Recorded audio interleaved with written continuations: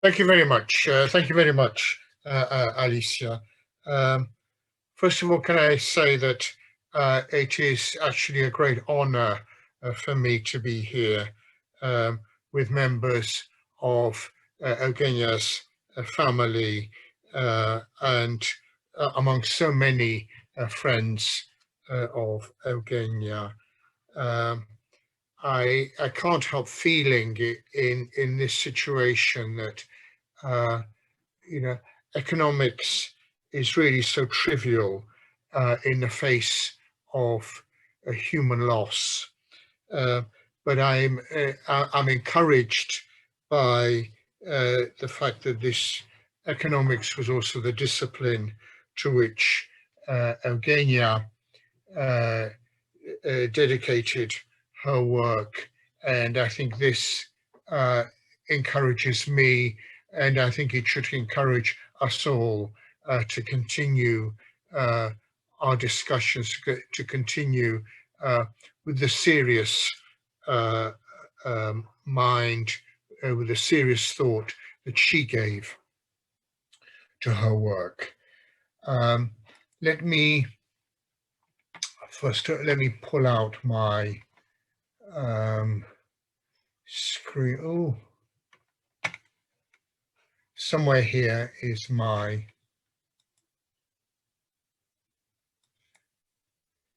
I don't know whether you can see my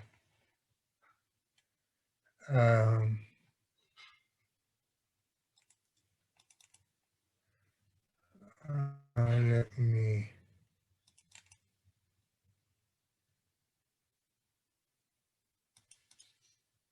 Can you see my slides? Not yet. I think you haven't opened the PowerPoint. I have them here. It says that I'm showing. Okay. We are seeing all your documents. You're seeing all my documents, but you're not seeing. Okay. Let me start again.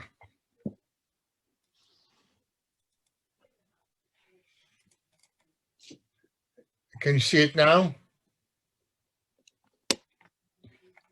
Excellent. Now, okay, good. Okay, good.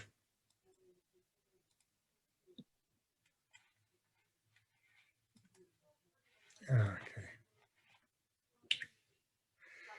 Yes, I can. I'm up there, not quite as I usually am, but it's there.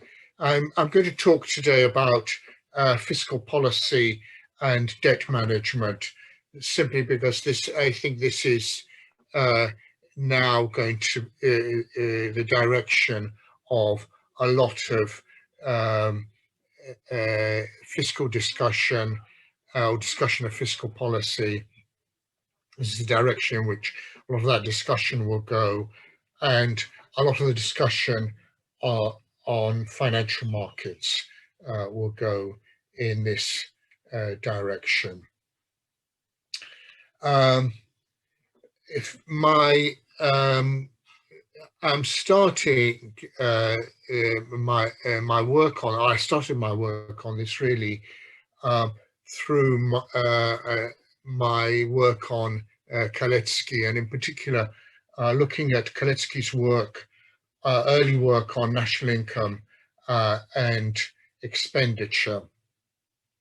And this was all material which I had done I'd gone over for the Kalecki biography, but I then became aware of it much more when COVID struck.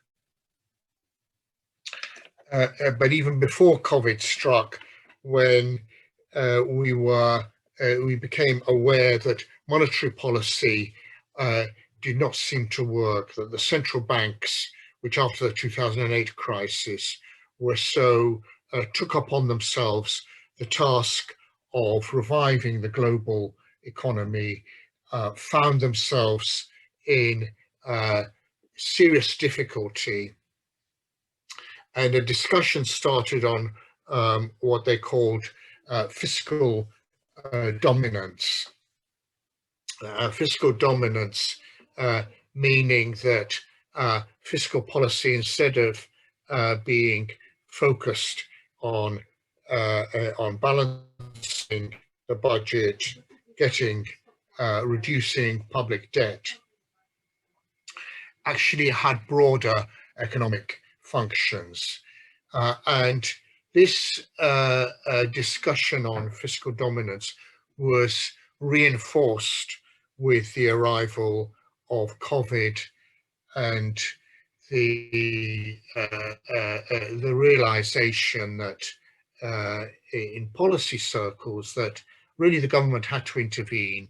The government had to intervene on a scale which really was completely unprecedented here in Europe. It's comparable only to the expenditure effort of the Second World War, just at the time when tax revenue was being heavily reduced because economic activity and household consumption were being seriously cut back.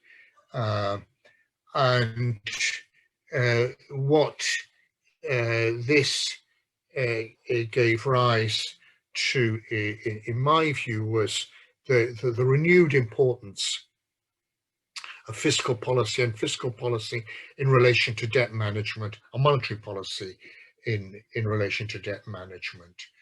A second inspiration for this was really the idea that we have for so long been talking about fiscal and monetary policy as though they were separate, not realizing that in fact fiscal and monetary policy are linked by debt management. And as James Tobin said in his essay on debt management, an essay that of course is largely forgotten now, he said you cannot do monetary policy, or the central bank cannot do monetary policy until it knows what is going to be the debt management policy of the Treasury, because that's what's going to affect the liquidity and the money circulating in the financial system. Similarly, the Treasury cannot do monetary policy until it knows what are the operations, the monetary operations of the central bank. So in a sense, because of debt management, monetary policy cannot belong just to the Treasury or to the central bank. Interestingly enough, this was not an original view. You can find it in the Radcliffe report, which is well known in England, perhaps less so outside England, where there's a whole chapter on debt management, quite an important chapter on debt management.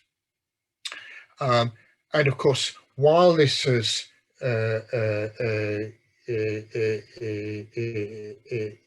while this was being forgotten, what floated to the top was the neoclassical optimum tax theory of James Mirrlees, for which he got a Nobel Prize, Diamond and others. And in this optimal tax theory, households are presumed to optimize, taxpayers are assumed optimize by maximizing the utility, and if they maximize their utility, then it gives them the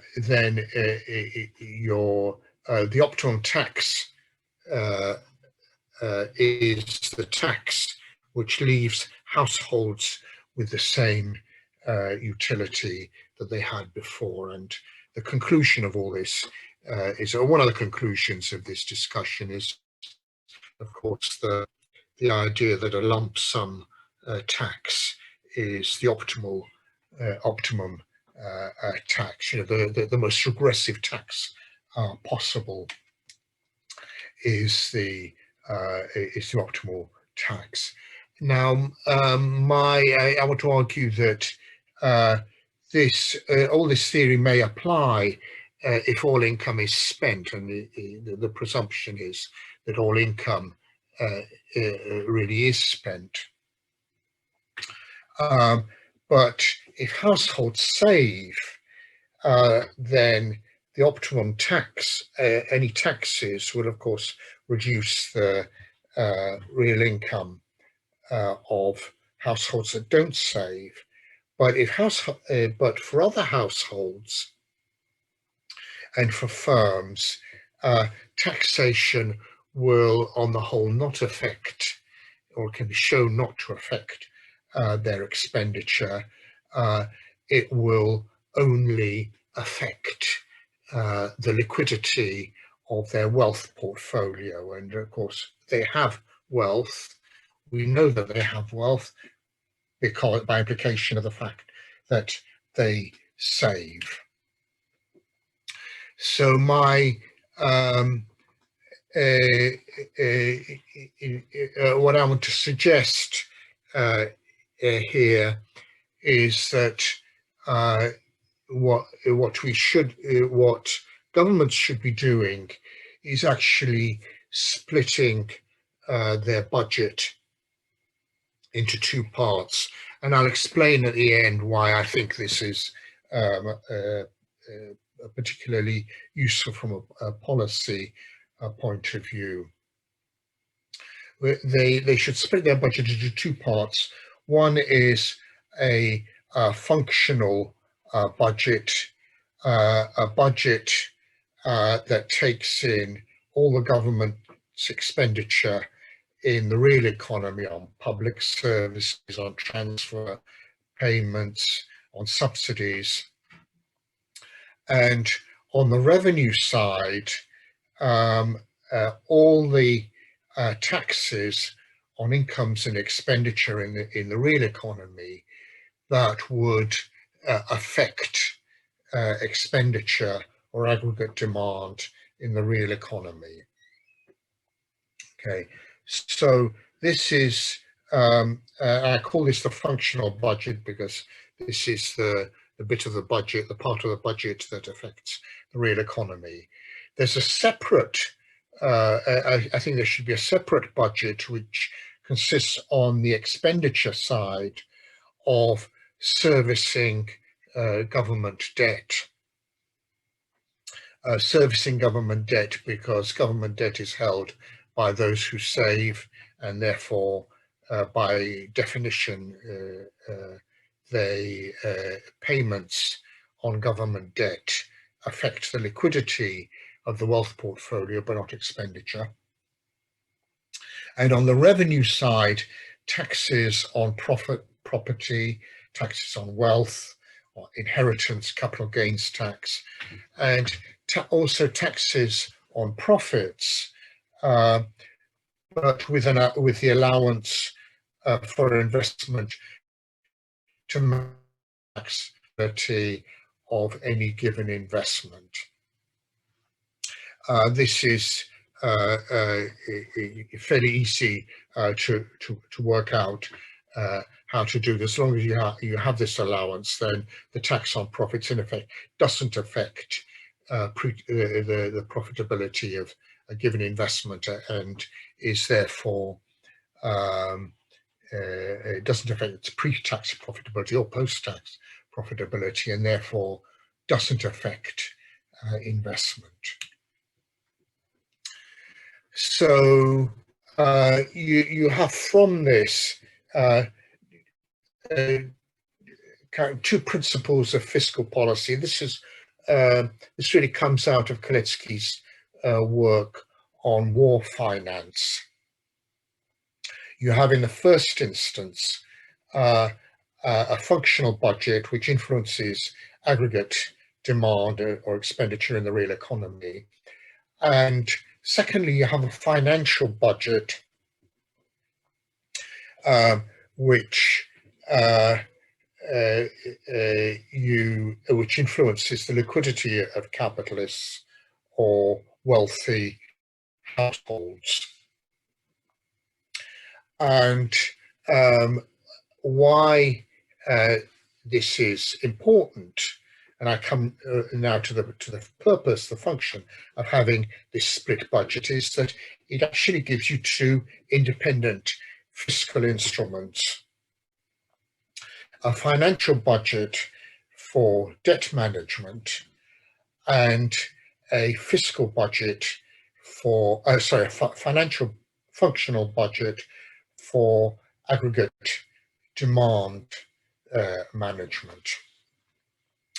And why this is useful is it gets around the dilemma, it overcomes the whole conflict that bedevils fiscal policy as to whether you use fiscal policy to pay back the national debt because that's your priority. So you're supposed to run a budget surplus in order to manage debt, which is the conservative position, and versus the Keynesian position, which is that the debt doesn't matter; it will pay for itself in the fullness of time, and that you really should be using fiscal policy for aggregate demand management. If you have a split budget, you can do both, and I'll explain later on how you can do this. By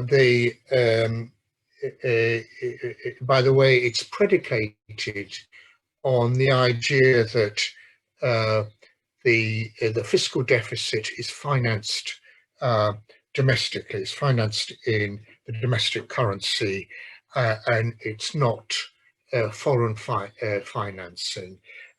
This is important because if there is foreign financing of the government's budget, then it complicates the issue enormously, and in particular complicates the debt management and the liquidity management.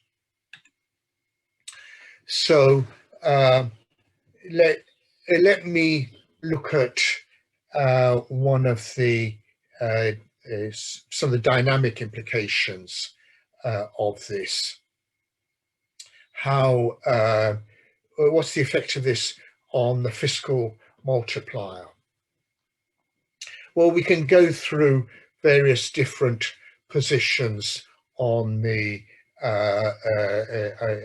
functional budget and the financial balance, plus perhaps the overall budget. Let's take a situation where you have a functional budget that is in deficit, a financial budget which is in surplus, so that an equivalent surplus, so that the overall balance is either balance, or if the surplus, the financial balance surplus, is greater than the functional budget deficit, then you actually have an overall balance. And this is what I think is what was called in the recent discussion, the expansionary fiscal contraction. You can actually or it's possible to envisage circumstances in which the economy will grow because there's a functional budget. The government is spending more in the real economy than it's taxing. But at the same time, there is a financial balance surplus. This is more.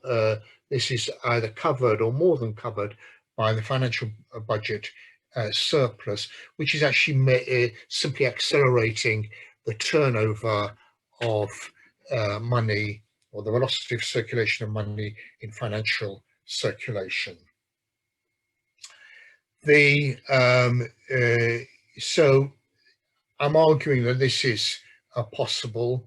There's a second possibility, which is the functional budget surplus, where the government is actually cutting back its expenditure in the real economy, raising taxes, for example, VAT, and taxes on lower incomes. At the same time, the financial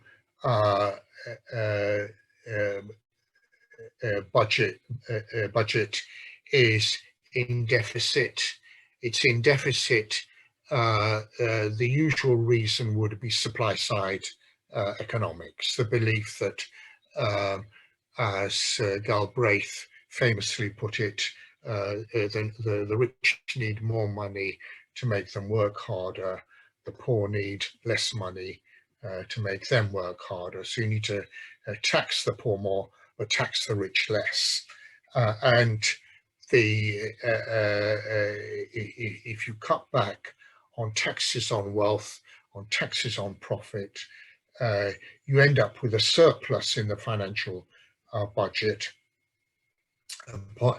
and then an overall balance which will be in surplus, which will be in deficit, because your economy is slowing down because of the surplus in the functional budget, and therefore we've got this contractionary fiscal expansion. This is what I would argue we've been having in many countries, in Britain in particular, since around 2010, efforts to pay off government debt by cutting government expenditure in the real economy, while giving tax cuts to the rich. And the overall effect is to cause the economy to contract. If you loosen all budgets, you loosen expenditure and cut back taxes in both budgets, you get deficits in both. You can end up with a very large deficit, and you can end up with expansionary financial instability. And the reason for that is that, in effect, the markets are being flooded with money. There is a large amount of expenditure. They're being flooded with money either because the deficit is being monetized, or because the velocity of circulation of money is being very, very rapidly increased by the government expenditure. So that's a third possibility. And the final possibility is that you have a surplus on both budgets, and this leads to an overall balance of a surplus. But then what you get is, in effect, a deflationary financial instability. Deflationary financial instability because, in effect, the surplus in the financial balance. Governments do not just sit on money. They will use the surplus to pay off old debts, which will make the financial system more liquid, or they will use it to buy other assets, and that too will make the financial markets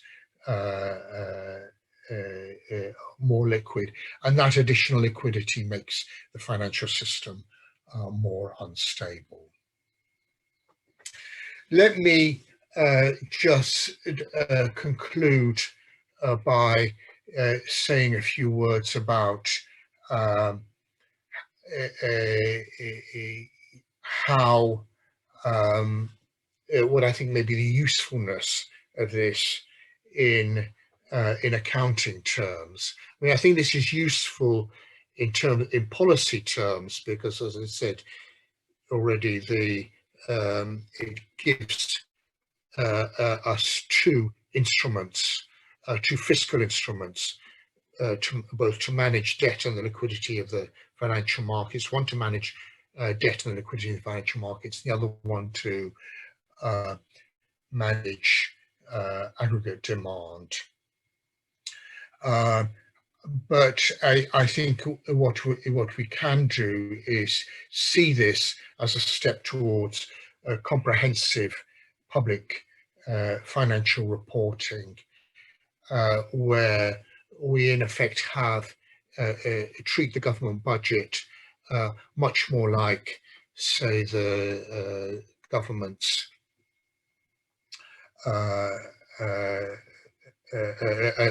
like the balance of payments is treated.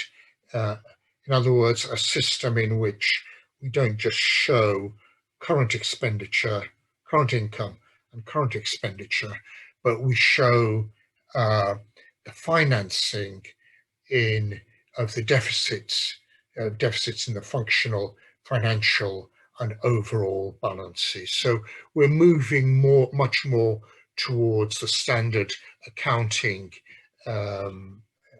practice of having not just income and expenditure accounts, but also balance sheet accounting.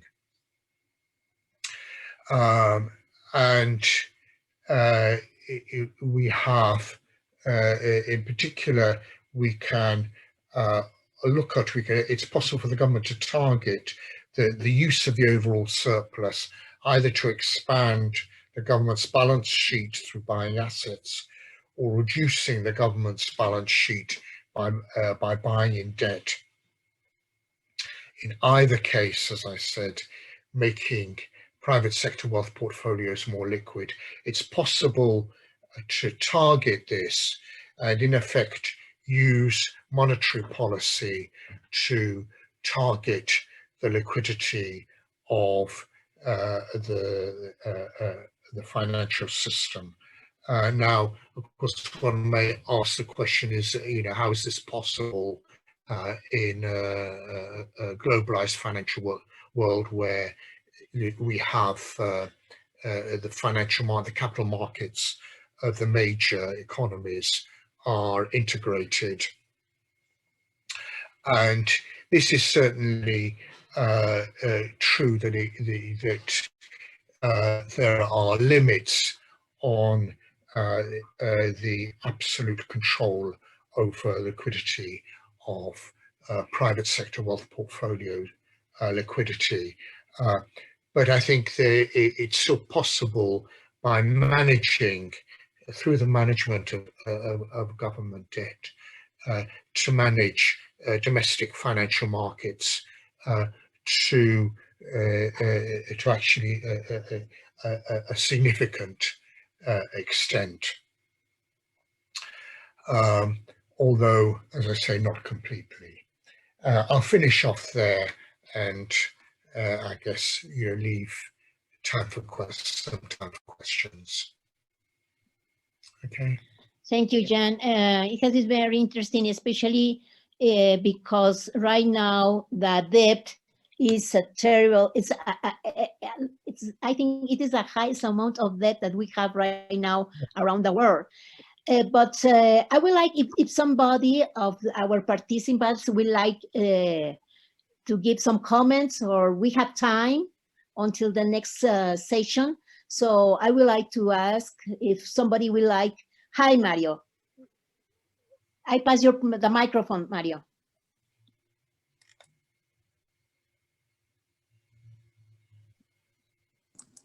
Okay, thank you.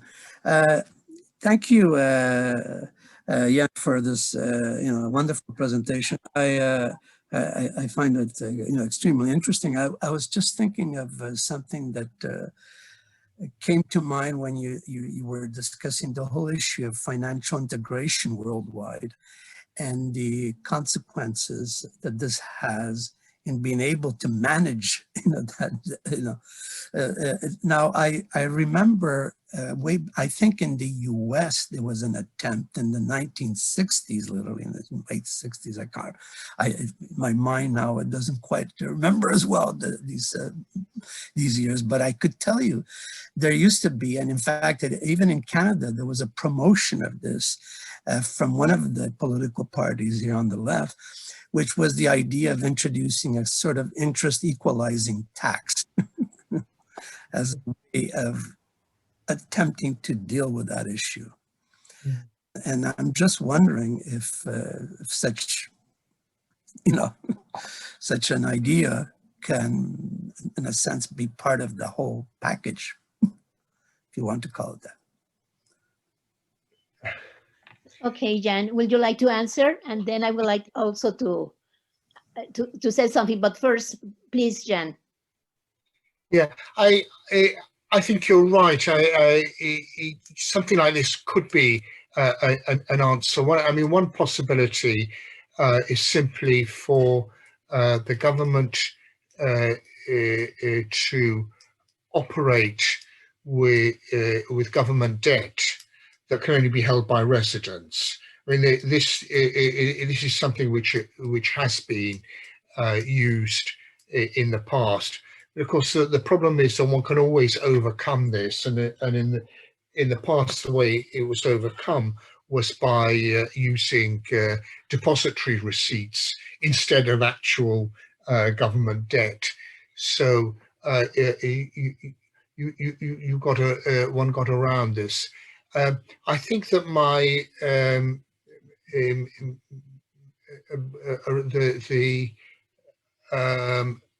at the end of the day, the only thing ultimately that, or the only instrument that the government, whose liquidity the government can actually manage, possibly is its own government debt. And I think that governments should operate solely, should be operating with central government treasury departments should be operating, managing open market operations in their own debt, using buying and selling along the yield curve, and so on, as they did actually during the Second World War. I'm not sure that necessarily that a tax would work, but I think given the fact that I think in the US and I guess in Canada there would be very specific problems because you have particularly integrated financial markets. But I think this is a new area, and I would be interested to continue the discussion on this. Yeah. Okay, I don't see more hands up, but I would like to. Your proposition is very interesting, Jan, and I think the fiscal monetary is the fiscal multiplier is we have to think about it. But I am thinking because in Mexico is integrated to the international financial circuits. How and especially with the American money, with the dollar, how we can stop paying a lot of debt And how can we manage our budget to have a better, to increase the aggregate demand? How we can do? Because if you see the budget of Mexico, what I have been studying during the last 3-4 months, when you relate, because there is a social problem. It is not only political and economical, it's also a social problem. When you transfer a lot of this budget to the social security, which is really military defense, and then you decrease in health and you decrease in education, and you continue paying your external debt, how can you transfer? How can you make a really change your budget for in a productive way? So it is very difficult to do that. And the problem right now is that all the debt that we have, the amounts are trillions of dollars. How we can't, even the last, well, the amount, I don't remember right now, but it is infinity. It is $1 trillion around the world, a lot of liquidity. But that's the way I was saying in the morning. This liquidity is not it isn't, it can, or the policy, the governments haven't think that we need a full employment plan. So this liquidity will go to employment, to improve employment and to demand. And what we are doing, we are mixing with all the debts that the corporation has. Mm-hmm. So I don't know, this is a very good, it's very good, your presentation, but how we can do in countries which are integrated to the financial circuits, how we can do? Can we transfer that or not? Do we have a hope in this world?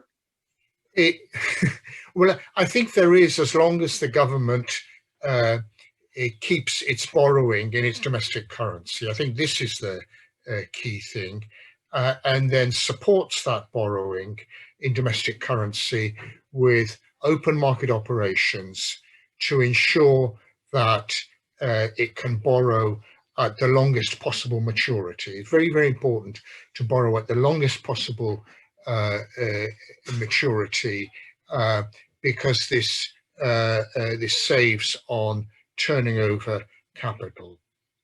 As far as the private sector is concerned, if the private sector borrows in foreign currency, then usually the private sector will know very well that to hedge that foreign currency borrowing using financial buying foreign currency assets. So actually foreign currency borrowing by private corporations or public corporations doesn't do, is no benefit to Mexico. And you can tax, you can discourage this by taxing this, but in any case, the important thing is for the government to borrow as much as possible in the domestic currency, all the time pushing out the maturity boundary so that it can borrow as much as possible at the longest possible term, using open market operations, using techniques of open market operations to keep the rate of interest on its borrowing as low as possible. That's this is really the way to do it. And then if you as the debt mounts up, I didn't mention this, but one of the implications of the analysis is that your tax system has to become more and more progressive as as debt mounts up. Why? because in effect you're as the debt increases, there are more and more payments being made to wealthy households, and that you need to, it's in general regressive, but you also need to take some of that money back off the back away from the wealthy households. And actually long-term borrowing is the issue of long-term bonds is another way of doing this. So taxes on the wealthy and long-term bonds.